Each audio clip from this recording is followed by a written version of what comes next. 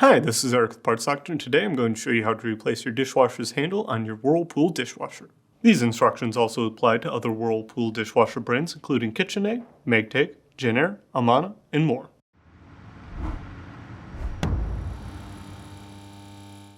If you need to purchase a new dishwasher door handle for your Whirlpool dishwasher, you can check out our website, partsdoctor.com, where we sell parts for all major appliance brands. Start by opening the dishwasher's door and pulling the upper rack forward.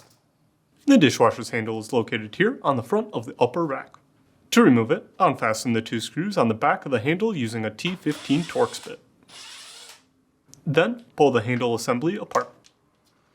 If you need to purchase a new dishwasher handle, you can check out our website, partsdoctor.com. We'll leave a link in the description below. You want to make sure you are searching with the model number from the tag on your dishwasher to make sure you are getting the correct part. Note that the handle screws are not sold with the handle, so if you need new ones, you'll have to purchase them separately.